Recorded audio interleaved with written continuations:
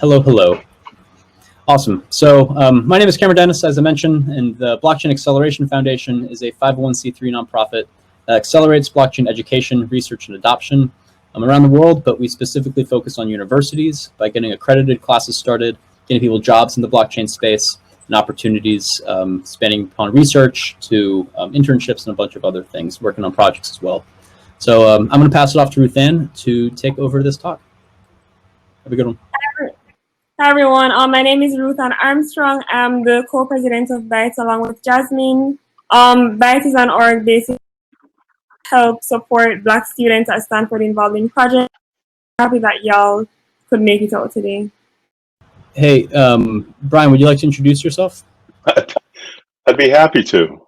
My name's Brian Fox. I'm a free software and open source advocate and have been for many years. I was the first employee at the Free Software Foundation starting in 1984, which is when Project GNU started. And while I was there, I wrote several pieces of software, including the Bash Shell, which is used pretty worldwide.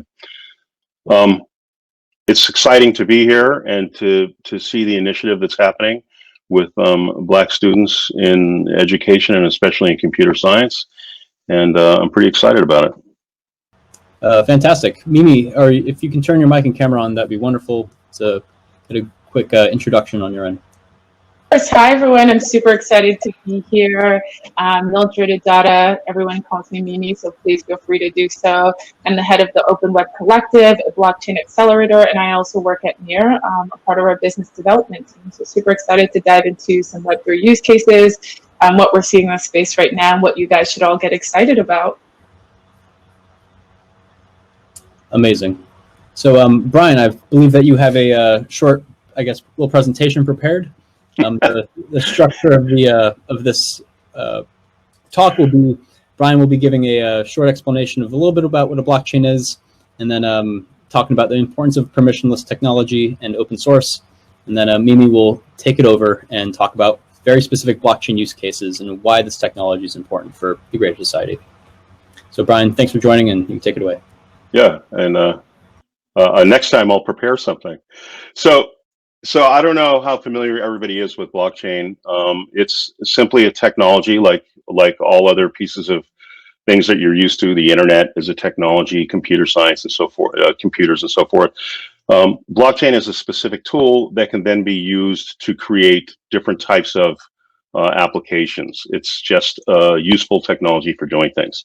The key ideas behind blockchain are that the reason it's called a chain is because each piece of information that is created in this environment is connected to the previous sets of information that were created in this environment, creating a chain of information from day one right up to right now.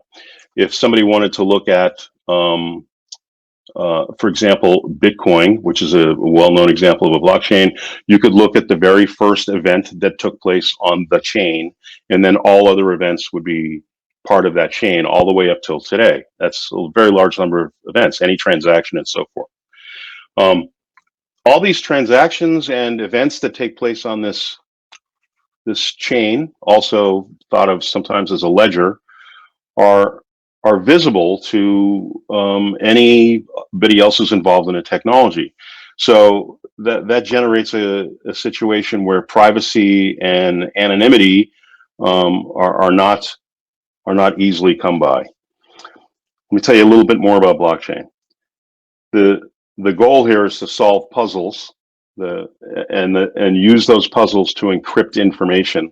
And so you can imagine that you have a computer that's solving these puzzles. Well, how can I guarantee that the information in this chain of solved puzzles is what we say it is? It's because we have many participants in this collective that we call the blockchain community and for specific chains. And those people are incentivized to solve the same puzzles that other people are solving, and they come to what's called consensus on the solution of those puzzles. This consensus means that many computing sources in the world are all agreeing on the information that is in this chain. And that means that we can trust the information that's in the chain as long as we trust that there are many locations in the world making those computations.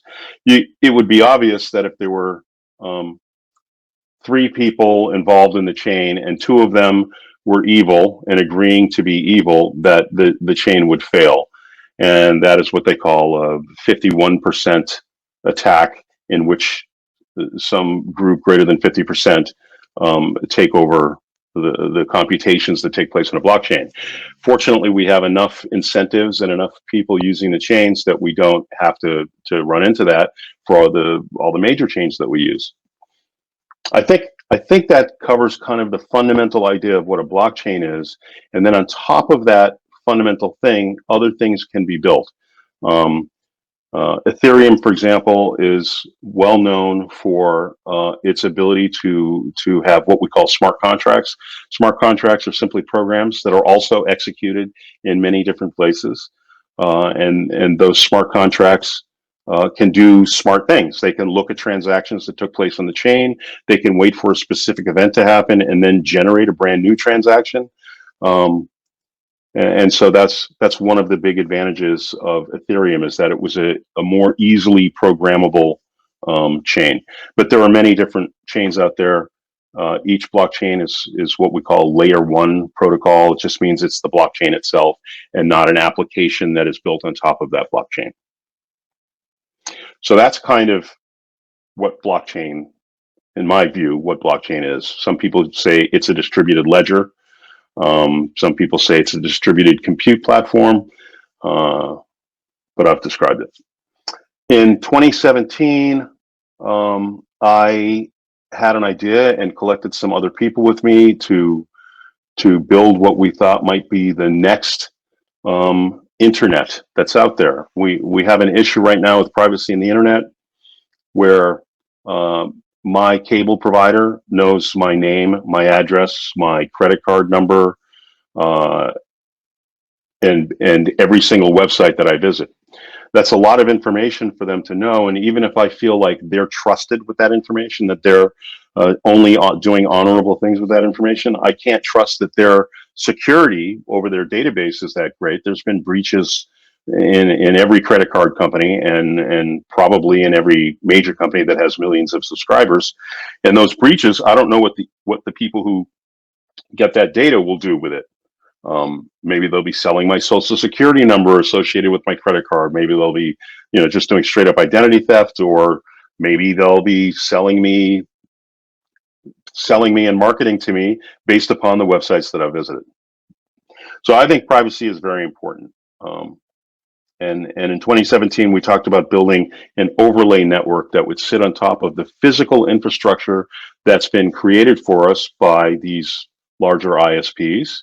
And this overlay network would hide all the information, in a sense, traveling around in this network. It would cause all communications essentially to be encrypted, and it would hide from the routing hops in networking. It would hide from those hops what the actual information was. So you can imagine that if I'm initiating a desire to look at wikipedia.com, and maybe I'm behind a restricted firewall, for example, the Great Firewall of China, and I want to get to Wikipedia, and that firewall is blocking direct connections to Wikipedia. But Frank over here on the other side of the firewall, he's not blocked. So I could ask Frank to actually just talk to Wikipedia for me. And that's what people in China were doing for quite a while. They would use VPN services and other proxy servers to get to other places on the net. Great Firewall of China, it's a fantastic engineering project with brilliant engineers working on it, and they were able to do deep inspection of the types of packets that are coming across and decide whether somebody was trying to look at Wikipedia and stop them from doing that. So what we wanted to do was have somebody like a random human being, maybe Fred or Nancy, do this work for me. And it would have to not look like I was trying to go to a website. It would have to look like I was having a video conference or some other kind of network thing in order to fool the firewall.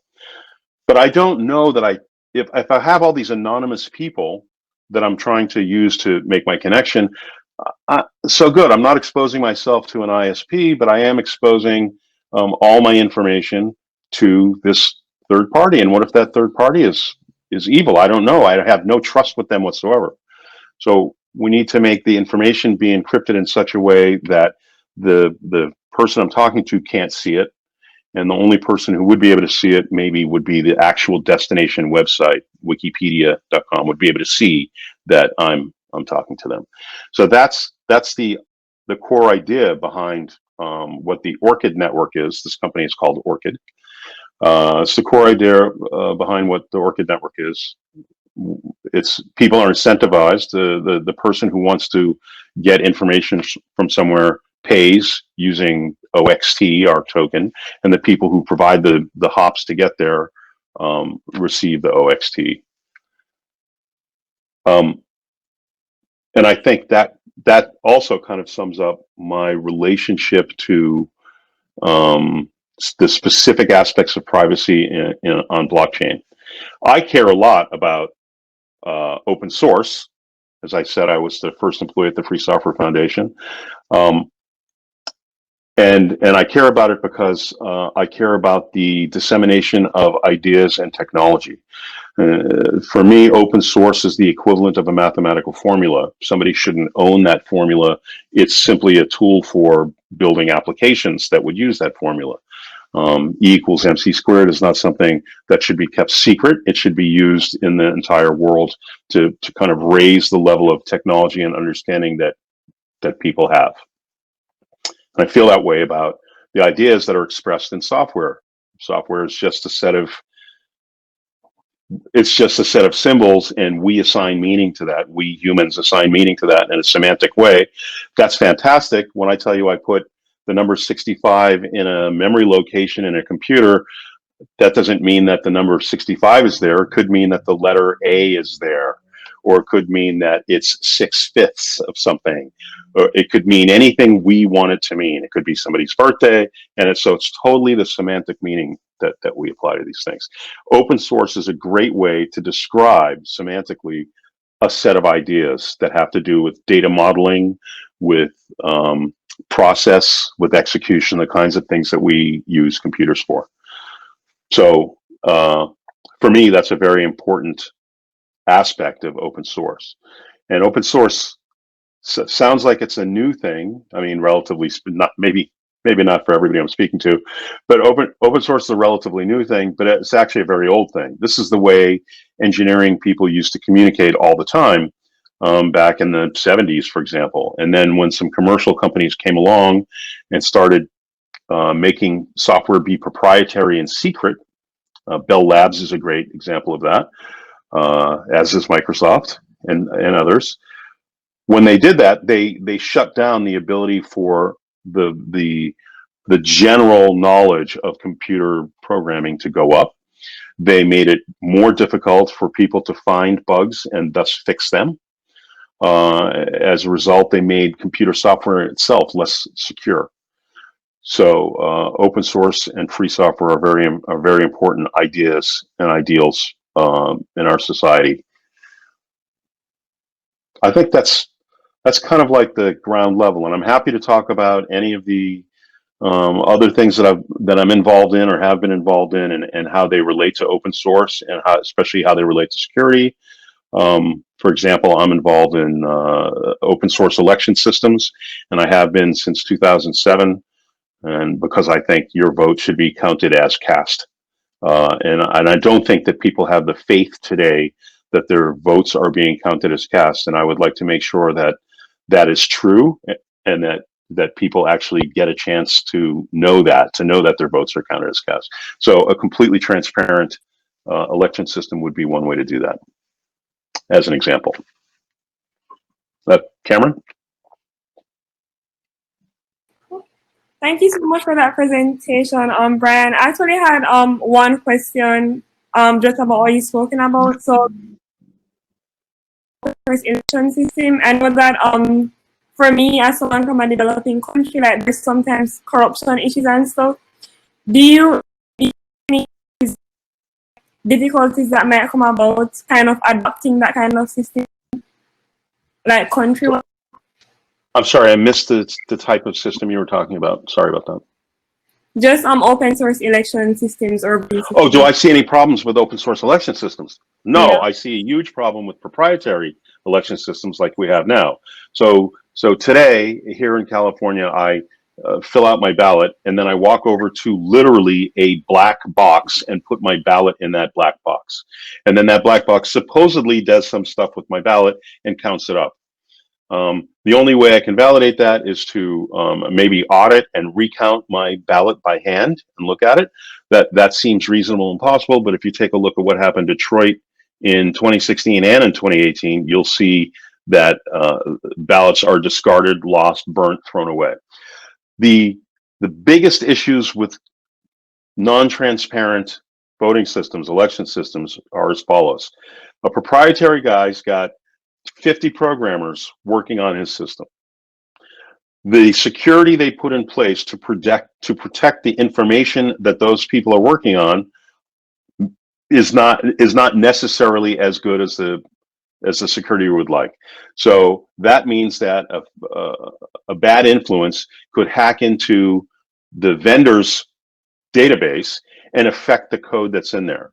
And there's only 50 people looking at that code, and they're all interested in keeping their jobs, so they just do their jobs, which is why in the vast majority of proprietary software, you'll see piles and piles of copy and pasted code all over the place and no refactoring. Nobody wants to be responsible for breaking. They just want to get their little feature done and move on to the next step. In an open source world, that's not what happens. There's a bunch of critiquers that sit around and give you a hard time for the type of code you wrote and the architecture you chose. There's a bunch of go-getters that simply want to contribute, so they're constantly adding things and making things better and refactoring. You've got thousands of people who just want to look at the actual code and see if what was implemented matches the intention of the people who did the implementation. And so we have many, many eyeballs on the code. We have many different types of people who have no vested interest in the specific success of that code. They will not lose their jobs if they criticize something. They will not lose their jobs if they make a mistake and ask people to, hey, I made a mistake, but here's my code. Do you like it? And then 10 other people will be like, well, you made a mistake here. If you fix that mistake, we can use your code and put it into the system. So I see open source as a requirement for our election system, so that everyone understands this was the intent that the software programmers had, and in fact thousands of people, including my buddy Bruce and my other good friend Sally, say, yeah, that's exactly what this is supposed to do. Thanks I hope I answered your question. Yeah, okay. Yeah, definitely. Thank you so much for that answer and for your presentation. We're now going to turn it over to me, the head of the Open Web Collective and an Accelerator Manager at NEAR. And following her presentation, we'll have a Q&A session with the audience. Was fantastic. And Ruth, thank you for that warm introduction. Hi, everyone. I'm super excited to be here with all of you.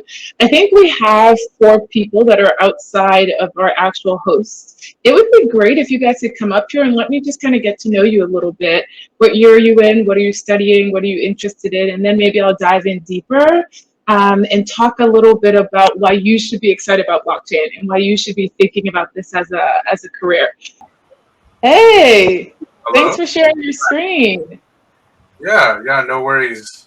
Yeah, it's really exciting to meet the both of you. Yeah, I'm a little, especially because I had no idea about the history of GNU, right? And I definitely didn't know that it had a black author. Like that's really cool. So yeah, it's just really cool to get to meet the both of you. And thank you both for coming out and doing this event with SBSE. So my name is Ahmed. I'm a senior. My major is in applied math, and I'm actually treasurer for SBSE, and that's why I'm really glad that both of you were able to make it out and present on the material and the work you do, which is incredibly fascinating and so pivotally important. Given the times that we're in. So tell us what you're most excited about. After graduation, what are you hoping to do or get into? What are you most excited about? Yeah, so I'm not exactly sure what I want to do after graduation. I think as of right now, I'm gonna like okay, no, I know what I'm gonna do after graduation. I guess like it depends how far after graduation. Like the first year after graduation, I'm gonna be doing my co-term, and I want to focus on artificial intelligence. Specifically, I'm interested in autonomous robotics. I think that would be really interesting. Well, that has been interesting to do research on. I'm currently doing research on it. But yeah, I'm really excited about. I think a lot of the same things that both of y'all are excited about, which is trying to work on really interesting problems, really interesting technology, but in a way that benefits society and benefits other people and is ethical, right? And like makes sense. Yeah, I would say that's really about it. Everything else, I'm kind of like I'll figure it out as I go along. Cool. I guess this presentation next will be a little bit helpful to give color on how blockchain kind of gets more applicable to those who are more user-centric. So I'm happy to dive into it, but given that, again, we have a small group, like ask me questions at any point, come up on stage, don't feel shy, like we're fam here. So definitely just feel free to come up often and stop me at any point. I can ramble. Okay, yeah, that's great. And actually, I have a quick question to anyone who might know. I don't actually understand how this going on stage thing works. I was like automatically added. So is that? Yeah, I guess how do I control that? Yeah, so there's a mic and camera toggle at the bottom of the screen. Everyone should be able to turn it on and come up on stage. On stage. Oh, okay. So like, okay. Yep. All right, I got it. Exactly. Okay. So yeah, Ruthann, Jasmine, anyone else, RT, JP, anyone else, if you want to come up and chat.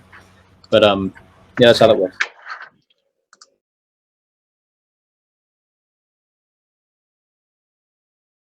I'm just happy to run through the presentation as well, and we can just talk high level afterwards as well.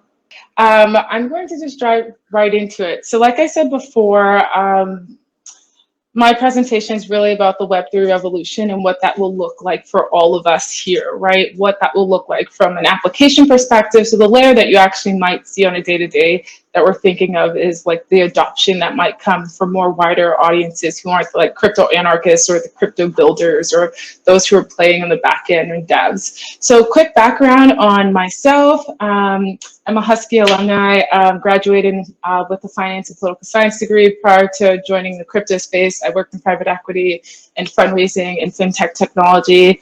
Once I dived into the crypto rabbit hole, I was totally enamored and super excited about it. Again, just the fact that what it could do to unlock new models, support new people and bring new people into the space and our economy. So whether that's the unbanked, whether that's thinking about giving power back to users, all of that totally resonated with me. And so I was super excited about that.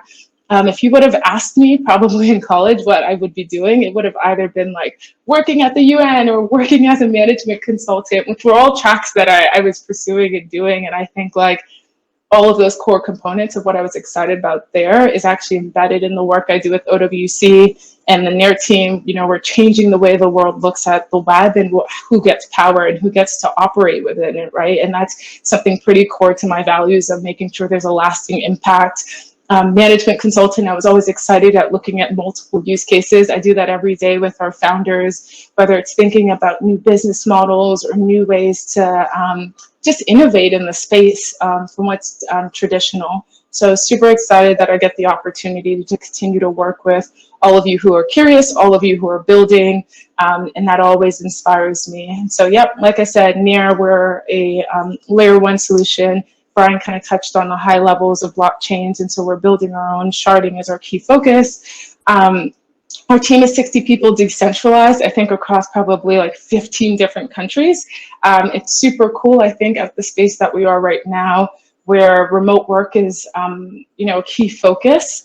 And I think that will kind of change how some of you guys enter into the workforce and what you think about as like work-life balance and how your job should operate. So I think it's a really cool space and time, especially for me coming from traditional, you come into the office at 8 a.m., you work your 13-hour days, to a team who can totally get things done and totally be decentralized on totally different time zones. So it's a really cool way to think about how people work as well and what the future of work looks like. And some of the people are the smartest and the most passionate people I've met, to be honest. We all come from pretty cool companies, whether they're the wall gardens, as we call them, the Googles, the Facebooks. We've all kind of been there, done that. Our co-founder, Ilya Polasukin, he actually was one of the key developers of like TensorFlow. So he's super awesome to talk with and chat with. He's founded a few companies actually. Well, most people don't know this, but Near actually started as an AI company and then we pivoted. So super cool background on Near as well, for those of you who are interested about understanding the AI space as well. So I'll just dive into it if there's no questions. So if we think about like the Web3 revolution, it'll really come in kind of looking at these three kind of economies that we'll talk about. And so the first I'll talk about is the platform economy, which is very straightforward, right? It's the idea that there's less large companies and more brokerage between smaller players, and it fragments the ecosystem. And so when you think about this, you should think about how platforms act as matchmakers, or what we call marketplaces, right? And so you'll see on the first image, it really shows the kind of points to where the interaction and value lie, right? So we have our producers who come to the marketplace or the platform. We have the consumers who can consume, right? But the real value that's placed here, if you really look at it, are the two green boxes, right? They're the producers, consumers, and all the value is stored there, but somehow these platforms take so much of that value from us, right? And we're not giving any of it back, right? So that value comes from either these platforms capturing data or owning the relationship between the parties, right? So I don't naturally get to just exchange with the producer, right? I have to kind of go through the platform, and it's not really a free bartering of whatever is happening, right? Like the rules aren't set by me, it's set by the corporation who kind of holds the relationship and how things should work. And so some of those key things about the platform economy that should be noted here is resource control. We talked about this, the control of orchestrating things, right? Censorship, what's okay, what's not, facilitating interactions between certain external producers and consumers, right? So we talked about this, like I don't get to facilitate the conversation and I don't get to decide what is on the platform, how I interact with it, etc. And it also seeks to maximize the total value of like expanding the ecosystem. So a better way to put it is that they rely on me to increase the value, right, of the collective, right? So it never is really left to just Facebook, right? Like I need to post more and get my friend engaged, and that value keeps being driven from me, but I never get a piece of the bigger share of how much value I create on their platform. And so with those two things, I think it's super important that we look at two models versus Web 2 and Web 3. So when I say Web 2, I really just mean what's out today, what's traditional. When I say Web 3, we're thinking about technologies and apps that now leverage blockchain. So everybody knows eBay here, of course. You've probably used it once or twice in your life to interact on the marketplace. So super cool app that's in Web3 that actually is no longer kind of active. And I'll just preface, most of these examples I bring, it's not an indicator of whether you should be buying into these tokens or communities. I just want to put a disclaimer out there. This is not financial advice, right? This is more examples for us to talk through these use cases. And so OpenBazaar is a really cool example of a project that actually first started on Bitcoin and then moved over to Ethereum. And the whole thing about OpenBazaar, very similar concept. It was an open marketplace where you could buy anything, right? Similar to eBay. But the key things about this platform that were different was the fact that there were no fees and data wasn't collected, right? And there was no centralized authority. And so with that, like it actually came a thing that this was called the dark market, right? Because there was no censorship, right? Like I could decide if I wanted to sell X, Y, and Z, I could sell it on this platform. Whether or not we want to put our morality into it, that's a different conversation, right? But the fact that like I'm not barred from selling what I want to sell or bringing the two sides of the market for my product is a super cool new concept, right? The use of having total control of the trade. Like I said before, if I use eBay, I'm kind of operating in eBay's restrictions, right? But with Open Bazaar, it's a community, right? We get to decide what direction and what pivots we want to make for the community and what's sold or not sold, right? So the community is really operating this platform. And on the other side, I think for those of you who are interested in art, Artsy is a really cool platform where you can basically buy physical art through their platform. So that's the whole thing. They buy art collectors and artists together. If anyone has heard about Rarible, they're a really cool example in the space of a NFT marketplace, which essentially means non-fungible tokens, where they mint, basically store images on the blockchain. And not just that, but their actual users are able to receive their token. So they have a native token, and also they also have like what's called their governance token, right? So it allows people to, their actual creators, to be active, but not just be active, to have a vote in how the platform gets upgraded and how participation in terms of curation and moderation happens. So this comes back to what I was saying earlier, right? So there's these rules that I'm playing in today in Web 2 that are just decided for me, right? Like it's not the community deciding it. It's not you and I having an interaction and it naturally producing a new product, right? It's kind of going through this whole bureaucracy and filter of if Facebook wants it, if the product team decides it's going to bring the most traction or metrics for them, that's what's created, right? But in Rarible's case, it's a really cool opportunity to look at how we allow communities to decide how they want to leverage a platform, who should be on it, and etc. I'll just stop there for a second. I've talked a lot, but I'm happy to go forward. So I think this quote really sums up the ethos of the space, and I think it really hits home well. And so I highlighted the part that really matters to me and should matter to all of us who are persons of color in the tech space, right? Like we want to give power back and decentralize it, right? Like it shouldn't be in the hands of certain people. It shouldn't be in the hands of companies, right? We want to give that back. And so I really love this quote of centralizing more into like, we don't need to abolish these technologies. We don't need to reinvent them, right? Like the core piece to this is actually giving every citizen the right to be an owner, right? For them to also get wealth and for it to be distributed. And so that's really like the ethos of crypto. Anyone who is a crypto anarchist, anyone who's super into crypto, like they follow all these kind of proponents right here. And so I really love this quote altogether. So another economy we'll kind of talk about is the sharing economy. So all of us have probably used two at least of these apps before. Sharing economy, very simply put, is less need to own, right? So it's more focused on I have access to these things without having to own it, right?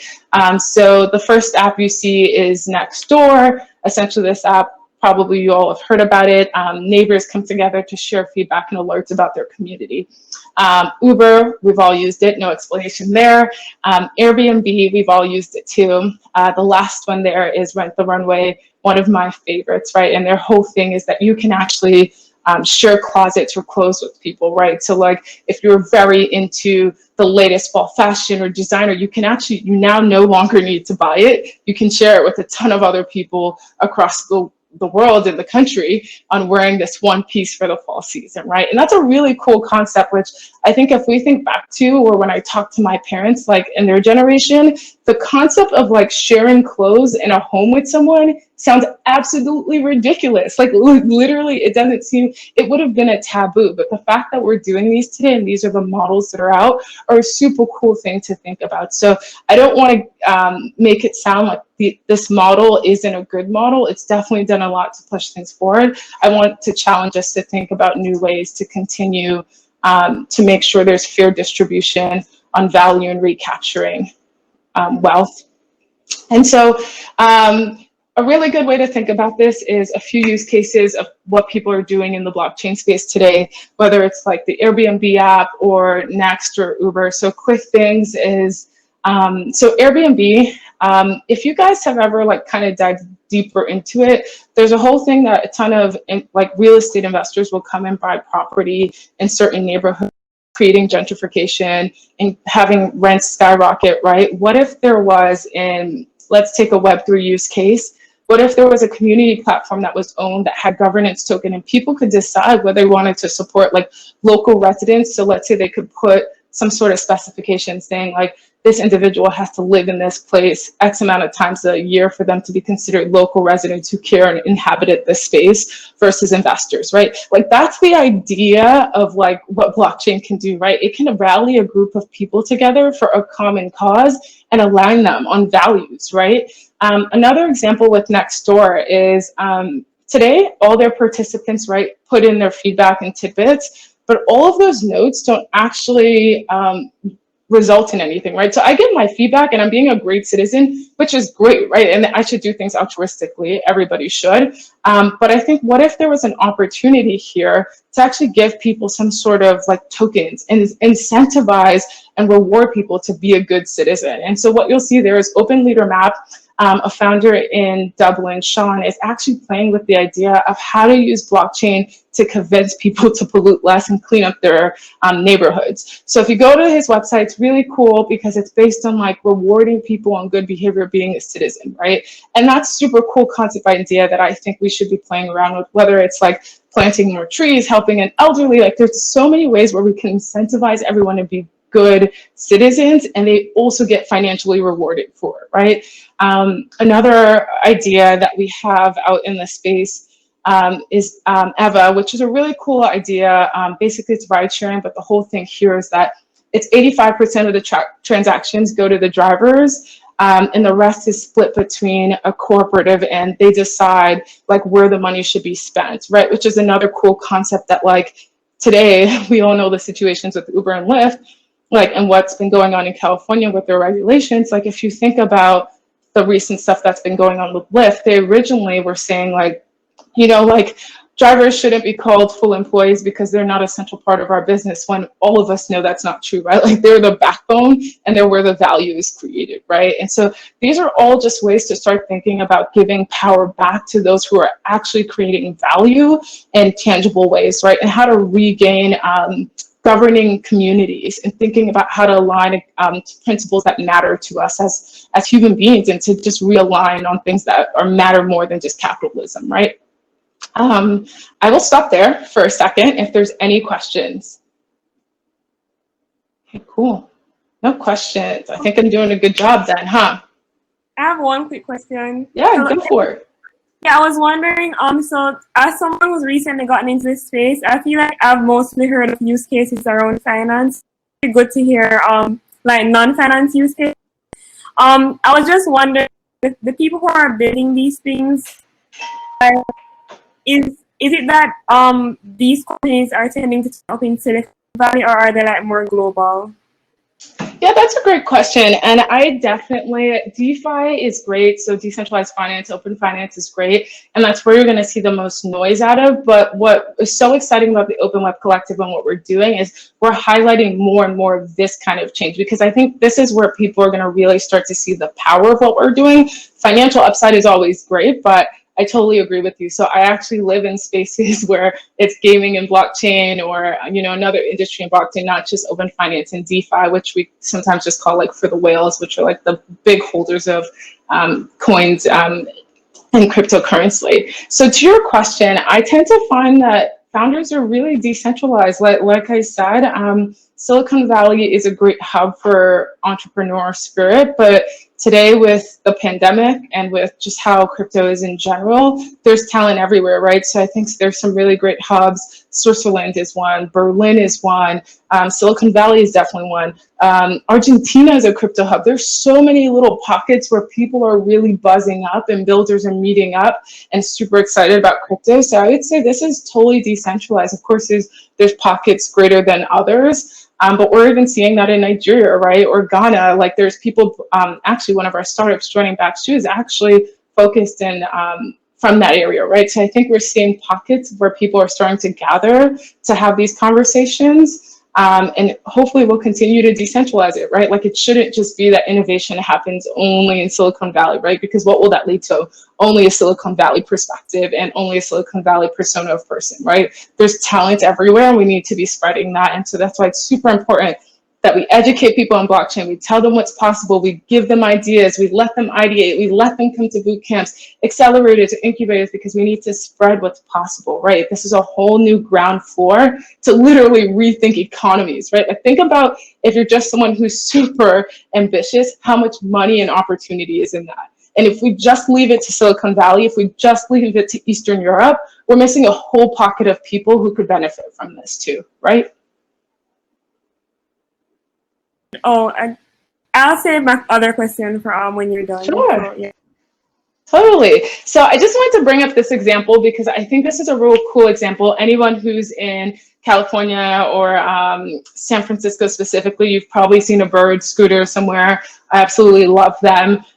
So this is just an example of how Web2s are starting to think about how to give back value capture to their audiences, right? So basically what Bird Scooter created was basically an initiative and platform where entrepreneurs, other businesses could basically create their own fleet of scooters, and all they ask is a share of 20% of the revenue, which is starting to dabble into this space that we're talking about in blockchain, right? So it's giving people back the power to decide how they want to use the product, to decide and to share value with them, right? So super cool idea. So the last one that I'll kind of go through in space is the gig economy. We all know of it. Upwork, we've probably all heard of it or used it.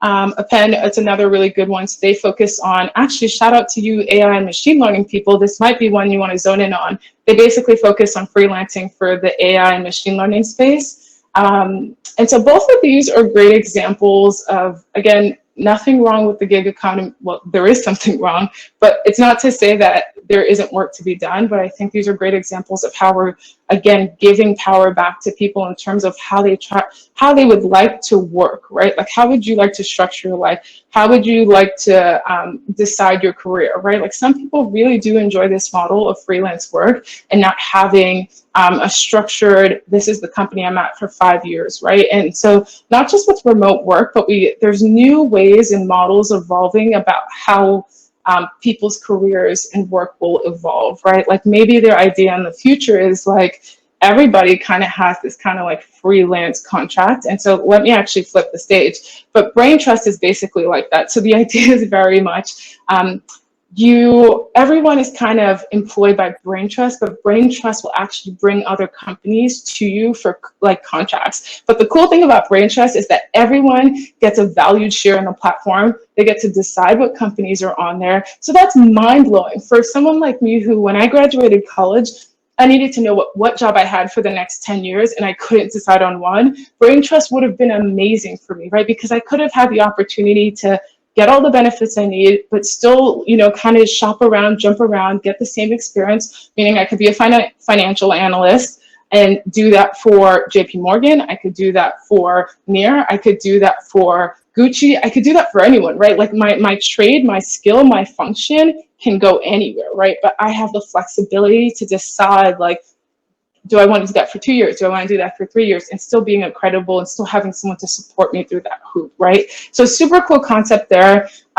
This slide is just super helpful to help you understand how the gig economy changes when we think about adding things like blockchain, right? So the gig economy today is a one-time revenue stream, right? So I go on Upwork. Near wants me to do an operations project. I fill it out, I do it, that's it. I get some $50 cash. I'm like, great, now I have some, money to go to the bar and I'm a college student, right?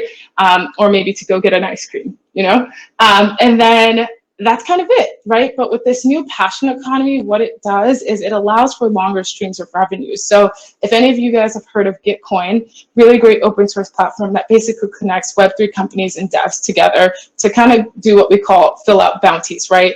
And each one of these bounties are actually paid out in a layer one's actual token, right? So not only am I getting paid to do work that I find interesting and that I can experiment with, but now I'm also being bought into the company's overall success, right? Which is, again, so let's just think about this. I get the Near token, which is one right stream. And then it sounds like my headphones went lower or something, but let me know if my sound went down. Then I can take those tokens, right? And I can also stake them, which is basically what we call investing in the network and basically putting them to work. And so now I not only have my initial principle of value that I got from doing this task. I also now have rewards that I'm earning by putting this money to work. And I'm also involved in a community. Like, wow, that is super powerful, right? Like, what if each college student got that opportunity, right? What if each low-income college student got that opportunity? There's a platform where they could do freelance work, where they get the skills they need, they get extra cash, and now they're actually saving for a reserve, right? They're being empowered, they're crypto investors. Like, that's exactly Gitcoin, right? Like, that's that opportunity that all of you guys have. And so it's super cool, the fact that the passion economy allows for ongoing revenue. It allows for a variety of creative products and services. And so this is one I just wanted to throw out there, that it's super cool to start to think about, like, you guys as college students are starting to think about what your career might be. There's totally new models that are unlocked and opportunities that will arise with like crypto and the workforce outside of just being remote work, right? Like actually how you structure your job, right? And what you want to do will also change as well. I'll just kind of leave us with some, yeah. Right, before you start that part, I know that Brian has to leave at 6, so I just wanted to create a small amount of space for anyone to ask him questions that they may have. Yeah, for sure. Let me stop sharing so I can. If any of our attendees have questions.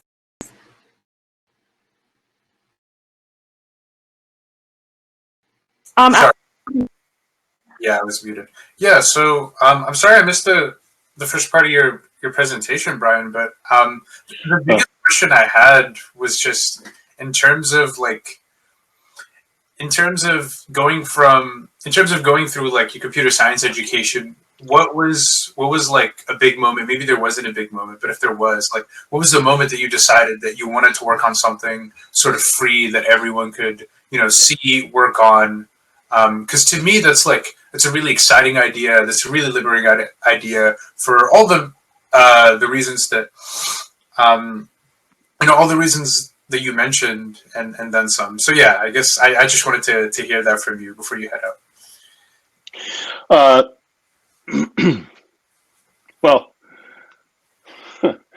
Well, it had nothing to do with my computer science education, but and everything to do with. I mean, the honest truth is, I started off expressing ideas semantically using computer programming languages, and the first one I had any experience with was when I was 7 years old. My dad, who worked at Bolt, Beranek and Newman, brought me into work, and this guy Wally Fortzig, you might have heard his name, he created a programming language called Logo, and he had written some software using Logo, and he wanted to see how kids would react to it, and I typed Control G because that would ring the bell, and that broke me out of his little read eval print loop and dropped me into a read eval print loop for Logo, at which point I started trying to get things to happen, and Logo was written well enough to tell me, hey, you didn't define this, you didn't define that. So I was trying to define things, and while he came running in and said, how did you learn how to define this? And I said, the software, this thing said, you didn't define that. So I thought maybe I would try to define it. That's a specific word in Logo for creating something. And I realized at that point that my desire was to kind of be able to express idea. I mean, I didn't think about it that way when I was 7, but that was, I realized. Yeah, that's a really involved thought at 7 years old. Yeah, that's not what happened at 7. That thought really took place much later, like when I was 19 or so. But that's when my kind of, like the first time you pick up an instrument and you play it and then you go, wow, this is pretty cool. I want to learn how to play this instrument better. That's the thing I remember about that experience, that it was very cool. I saw how things fit. You could see the architecture, you could see the design, and there was beauty in it for me. You know what I mean? I got excited about it. Now, I didn't really do anything with computers seriously until I was about 17. Tandy had produced this thing called the Tandy, I forget, the TRS-80. It was a Z80 self-contained computer with a screen and everything. And there was a Radio Shack near my house. For you guys that don't know, Radio Shack was a hobbyist store where you could go and buy fuses and other weird things that you might build devices with. I'm like a little electronics store. Yeah, I used to love going to Radio Shack, actually, before they went bankrupt, unfortunately. Yeah, Radio Shack was pretty cool. So they had this computer there, and nobody had written any demo programs for it or anything. And I sat down and kind of learned, taught myself some basic, because that's the language that was on the computer, taught myself some basic and made little demo programs. So they let me use their computer while I did that. That was great. And then later on, I kind of thought, oh yeah, all computer languages are the same. They're just being used to describe what you're thinking about. And so my favorite languages then became Lisp, assembly language, and Scheme, because those are the ones that have the least amount of restriction on you. And I remember very clearly, I don't know, maybe I was 29 or 30, and somebody said to me, you should be using an object-oriented language. Use object-oriented languages. And I said, in order to do what? And then they described object-oriented programming, and I said, but that's how I program. I don't need a special language for that. I really had trouble understanding why someone would need a specific language for just expressing their ideas in this way. And so I probably didn't answer your question, but that's a little path to how I got where I am. No. I mean, I think, well, first of all, I meant it to be really like open-ended. I didn't have anything in mind, but that answered the core of it, which is, and I think I would say that even though I'm researching a fairly different area, like I'm interested in the intersection of deep learning and robotics, I would say a lot of the same things motivate me. Because I also find a lot of beauty in the way roboticists, controls theorists, machine learning people do their things. Also in computer assisted programming. But yeah, I just sort of wanted to hear your perspective. So thank you so much for sharing. Yeah, thanks for asking. And if anybody, sorry, Cameron. No, yeah, go. I was just going to say that you're running out of time for you. Yeah. So if you have any last words, it'd be great to say them, and then you can go on your way. So people often ask me, how do I move ahead in the world of computer science, or how do I get involved in open source? How do I do the next thing? And my answer is very trite and very serious at the same time. It's the kind of big picture one is follow your bliss. And I can't say it any stronger than that. Even when I answered Ahmed's question there, I was explaining that I saw the beauty in a thing and I wanted to do more of it. And that's why I'm doing what I do. There's no special reason to do it for money or for fame. Those things don't happen because you want them. They happen because you're doing what you love, and then other people appreciate what you do if you really do what you love. I mean, it kind of works that way. A more direct answer for people who are interested in getting involved in open source: quit fooling around and get involved. It's super simple. Find anything, any itch that you want to scratch on GitHub somewhere and say, yeah, you know what, I would use this project if it only had this feature. Well, then add the feature. If you don't have the skills to add that feature, don't worry, there's a project where you do have the skills. And if you're just learning how to program and you feel like you have no skills at all, don't worry. Everybody needs good documentation, and you will become a contributor that delivers good documentation, and that could be maybe the most important thing you do in your entire life. So there's that. And the very last thing, I'm super happy to have been a part of this. Thank you so much for inviting me and giving me the opportunity to speak to other people of color who are involved in technology and the forefront of fixing what's wrong with our planet and humanity. So I appreciate that.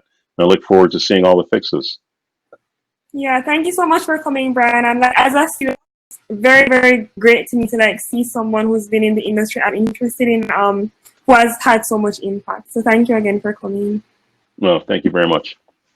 Okay. I think we can turn back over to Mimi, who was speaking about an interface for blockchain, and then we can have questions for Mimi and head into networking. Yeah, that's always it. So I wanted to leave off with, and you guys can see my screen, hear me? Okay. Yeah, yeah, we can see your screen. You're good. Perfect. I wanted to leave off with some good thought leaders in the space. I think I've quoted him before. The last slide, some of the content was from him. Jesse Weldon, he was the investment partner at E16Z. They do a lot of great work in crypto. They've actually invested in our company, Near Protocol. He's a really great thought leader in space, so definitely check out his new fund that he just started, Variant Fund. I thought this was really beautifully said. You know, passion economy, which we kind of talked about, is about the individuals. So we kind of talked about the move between that. And then we talked about the ownership economy is about the collective, right? So we talked about the platform moving into the ownership economy, both empower people over platforms. Another really great thinker in the space, Naval, I love this one. And I think it's very clear the message he's putting down, right? Bitcoin is an exit from the Fed, DeFi is an exit from Wall Street, social media is an exit from mass media, homeschooling is an exit from industrial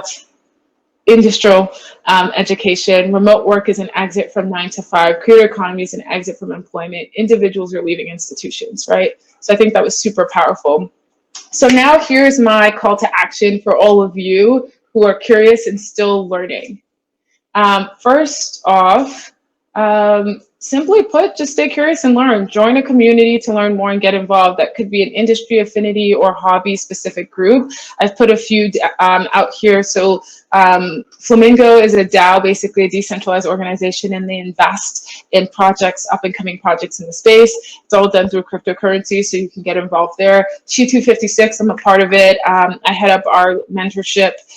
Really great organization trying to promote more women in blockchain and women of color, of course. SheFi, all about getting more females into crypto investing, whether it's small projects, big projects like Ethereum, whether it's understanding Bitcoin, or it's understanding new startups. Of course, Cameron and his organization as well, right? They really are doing the full gamut of helping students and organizations like yourself get more acclimated, understand more industry specific or hobby specific. Blockchain and Gaming Alliance, super cool one. If you're into gaming, there's a ton of games that are going at it from gaming and crypto where you can earn crypto. So you can really start at any angle of this. Like you don't have to wait around and wait for what the world is telling you about crypto. There's so many angles you can take this. And so I encourage you all to kind of lean in and find a community that you can just check out and continue. Become an early adopter, right? Like I think it's really simple. We call it HODL in crypto. It's basically hold for dear life, like get some crypto assets. Again, this is not financial advice. I am not your financial advisor, but whether it's working with community and becoming a contributor to get some tokens, but play around with it, get involved in the space. I mean, we've all seen like Bitcoin has like hit 40K or more, right? Like compared to what was happening just at the end of last year. There's a lot going on in this space. Learn, be excited, get involved, become a user of a decentralized app. I've talked about a lot of them today. There are so many more. Like I just literally have barely skimmed the top of all that's out there. And I haven't even really touched on all the cool ones. So start trying them, using them, intern, freelance, or join a crypto startup. There's so many of them looking for talent. If you guys don't get involved, how can your voice and your perspective be heard, right? Like we can't just wait for another wave of tech or the web to happen and then we're fighting for a seat at the table or diversity in it, right? So I think that kind of starts now when the ground is being built. And I think we see that with things like AI and machine learning where like there's issues with the technology because like there's not diverse or POCs there to help build and help think about like things like facial recognition, or there's not candid voices that are able to actually say what might be the good and bad about these solutions, right? So like we need more people and diverse perspectives actually building these technologies. And if you guys don't get involved, like we're missing out at our opportunity, right? For the seat at the table at such an early stage and a pivotal stage as well. So I'm gonna stop there. And I'm happy to, last thing I wanted to say, this is an invite only, but I'm happy to have Cameron drop the link here. If you guys are interested in learning more about more decentralized application, batch 2 of our accelerator will be announced next week. It's a very exclusive event with our mentors, VCs, and our projects. So definitely come out. I want to extend that invitation to keep you guys excited and wanting more and to dive deeper into this space. So with that, I will simply end and we can just open it up for Q&A or just all come on stage and hang and chat. Like everything and anything is totally up for grabs in conversation. Yep, and just a reminder for everybody, if you turn on your mic and camera and the bar below, that's how you come up on stage. Everyone should have access. For sure. Come on stage, let's talk. Hey, Carlos.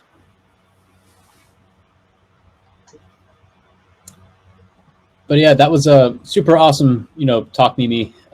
Super excited to hear, just all the progress that's happening with the OWC. It seems like there's a lot of great companies involved in this next batch. I guess one question for me to you is just, what are some of your favorite, applications? So I know you mentioned like some ride sharing, but in terms of actually changing sort of the paradigm for diversity and inclusion in the space, like, are there certain verticals in the industry that work towards? Yes, sure. I think I'm most excited about banking the unbanked. So there's a company that we worked with in batch 1, which was called Leaf Global, and their whole idea was creating a digital wallet where refugees actually in Eastern and Western Africa could actually use, again, to most of them when they're traveling or fleeing their country, cash or anything of that sort is left, right? And they're not able to take all their belongings or go to a bank. So I think that is really cool to think about cross-border movement and banking the unbanked. And most of them don't get into don't end up being placed back into financial solutions once they're institutions. Once they're refugees and they're moving, they're having to flee, right? So I think that is a use case I really enjoy. I actually love anything outside of open finance and DeFi. I think that's where, for me, it feels the most tangible, it feels the most real, it feels like it's impacting a lot of people. I think DeFi and open finance, just similar to traditional finance, it's hard for people to get onboarded to, right? So we see all these apps like Robinhood who are trying to get like millennials more interested in investing, but that bar is already so high at traditional finance. So to take DeFi a step higher when you have to learn new technology, people already are interested in finance, it doesn't feel like, for me right now, it's going to kind of serve in everyone, right? So DeFi is cool, I really get it, but I think it's hard for us to overcome those hurdles that already exist and to get so many people onboarded. But it will kind of be the first place where we'll see blockchain most applicable. So you'll see that with PayPal, Venmo, they're all getting into it. But I think the wider adoption will really be in these other verticals and industries for sure. I've got a question for, I think it's Cameron. Is that your group called NAIR.org? I work there, and Mimi also works there, and that is a layer 1 blockchain, very similar to, it's like a smart contracting platform. I essentially like to think of it like the ETH 2.0 that's already launched, because it's a sharded blockchain system that is the same sort of technical architecture that ETH 2 will be adopting, except it's live now, and the whole point of it is to make development onboarding a whole lot easier, because it is kind of difficult to be onboarded into the blockchain space. There's different languages, having to understand the Ethereum virtual machine, all this stuff. NEAR is focused on, making it so you don't have to learn all of that to attract, the millions of developers out there onto the blockchain ecosystem. Well, what my question is I'm actually an artist, and right now a blockchain artist. So is that a hosted wallet that's involved with this? Number one, and do you have to be a developer and a coder to be able to develop a dApp on this platform? To develop a dApp, yes. To use the dApps, no. So if you're a crypto artist, there are marketplaces right now that you can use that are built on NEAR. And the problem is right now with the Ethereum crypto art community, not community, but ecosystem, is that the gas fees are so high that, if you are a artist trying to mint a token or mint, a new piece of art, you're paying sometimes $15 in fees. That is the problem that NEAR is addressing, or one of the many. And I actually just dropped the link below. Paris.id is a platform that is launched on NEAR right now that you can go mint your art. People are making money doing this right now. And this is one of the use cases that I'm most excited about, because it's providing people that don't have these revenue streams with the revenue streams too. I'm actually doing all of that already, and I'm prototyping it. What I'm looking to do and solve a problem here with not being into coding is, what I thought a solution would be is to take, like, I'm on a Codex protocol platform which rides on top of Ethereum and using MetaMask. Is it possible to wrap the Ethereum into another token so that it can lower the gas price?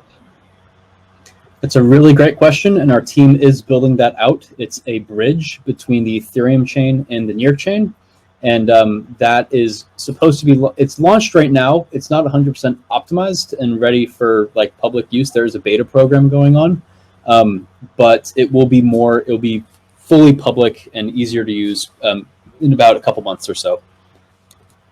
I'd like to pivot back to Mimi. So, Mimi, I know that you mentioned that you're kind of like interacting with a lot of companies who are like building blockchain applications. So I know one big thing that I've seen, at least in the AI industry, is that like people started thinking about ethics pretty late into the game, but blockchain is a lot more new.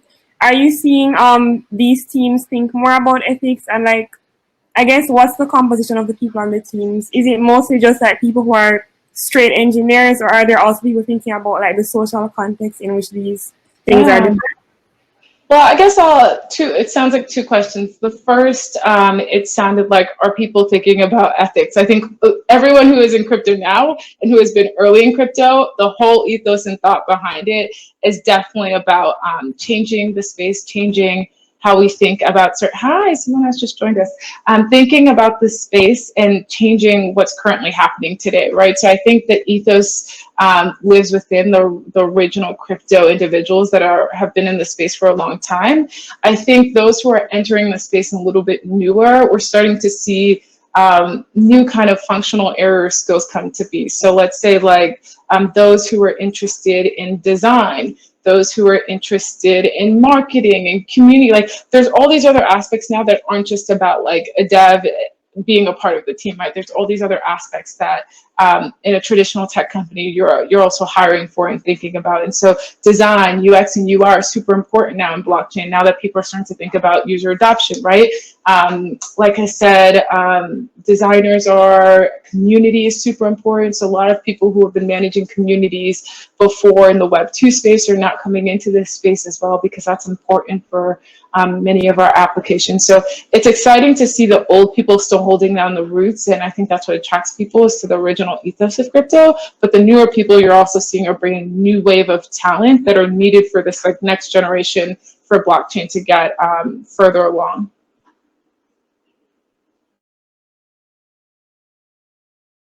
For that answer. What do you see as the biggest barriers to like adoption currently? Because I think, at least for me, like a lot of the apps that you mentioned aren't apps that I've heard about before.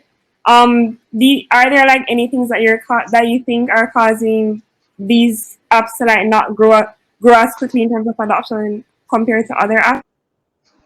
Yeah, I would say that first, the tech. I think we've just arrived. I think Cameron touched on this a little bit before, but I mean, Cameron was talking about how if an artist wants to mint things, the gas fees, what we call doing a transaction on the block or the ledger, it's super high right now that it doesn't make the business model actually feasible to mirror that of what happens in Web 2, right? Or just thinking about the layer one solutions in the tech, I think we're still working to get further and further along, where we're at a place where business model and scale and usability and UX are all things that can mirror Web 2, but we're not all the way there yet. So I would say, the kind of lack thereof of like insane adoption has nothing to do with that these ideas aren't good. More that we're still working on key infrastructure and composability and key ideas that build the open web, right? So how do we think about identity on the blockchain? How do we think about reputation? How do we think about privacy, since that's something we've been so focused on, right? So there's all these layers of infrastructure that still need to be built, and we're kind of creating them right now. And so I think that's where we talk about like when the open finance pivots, the open web components get built, then it really unlocks the full like what we call like DApp level or open society of apps, right? So it's really layers to the building blocks, and I think we've just kind of started to see the real traction of DeFi and open finance. Now we're moving forward to think about these key components for the open web. What will identity look like? What will reputation look like? What will a standard of governance look like? All of these things that are also key to building applications. Thank you so much for that great answer. I know that you said you have to leave soon. Corazon, did you have any quick questions or? No, I just heard a lot about blockchain and I wanted to hear from experts what it really was about. So I was just trying to, dip my feet in the waters. But thank you so much for speaking. I got in halfway through today, so I didn't get to hear much from you. But from what I have heard, it's been very helpful. Thank you. No problem. Before you go, so I was gonna say, Mimi, I've like even in my blockchain, I'm another Black woman, so like seeing industry is like really empowering for me. So thanks so much for turning up and speaking to us. And like I said, feel free to be curious, reach out to me. I'm happy to always point to resources or opportunities in the space. I think it's super important that we're all at the table and we're fighting for those opportunities and also like being curious about it for sure. So I'm gonna hop off. This was a pleasure speaking with all of you. I am super excited for all that's happening here, especially at Stanford and your club. It warms my heart and I'm just super excited. So much. Thank you. See you, Mimi. And before everyone else goes, real quick, if you're looking for a job in the space, or if you're looking just to learn more, build a community of builders or artists, or really anyone, there's a nonprofit. I run it. It's called the Blockchain Acceleration Foundation. It is governed by the blockchain. It's governed by the student club presidents at the various universities that we work with, and it's just a group of really amazing people: lawyers, accountants, developers, everyone. That are interested in building stuff. So we're building projects right now. We're trying to create the first automated and tax-exempt nonprofit. And I know that sounds kind of crazy, but the whole goal here is to figure out how to automate some components of bureaucracy in order to make things more efficient. So our money that we pay in taxes and other resources can actually be spent, properly, or not properly, but like more transparently, and people can be held accountable. So we're testing this in a small organization that's a nonprofit before we scale it up to more, governments and whatnot. And actually, really cool is that we're in early talks with the city of Miami, Florida, to implement some of these practices at scale to increase financial inclusion within Miami, and particularly around identity systems and stablecoin payments. So if you're at all interested in learning more, I'm dropping the BAF membership application here. Once you fill it out, you'll get a link to our Discord channel. And this is where the community lives. And then every week, we also have a virtual meetup very similar to this, where industry experts come and talk, and you're able to kind of get to know everybody and build projects together. There's a link there for any recruiting help. A full-time recruiter on deck, and he's down to give feedback on your resume. He's a technical recruiter, and also we're onboarding another one who's a senior technical recruiter at Reddit. And they will also be providing advice and feedback to people interested in working in the space. So we're here as a resource. We're a tax-exempt nonprofit, and I'm going to be hanging around here for a little bit if you just want to chat about anything. But thank you, Ruth Ann and Jasmine, for setting all this up. Thanks so much, Cameron, for organizing, and we'll definitely share this link with our members in BYTES and in SBSE.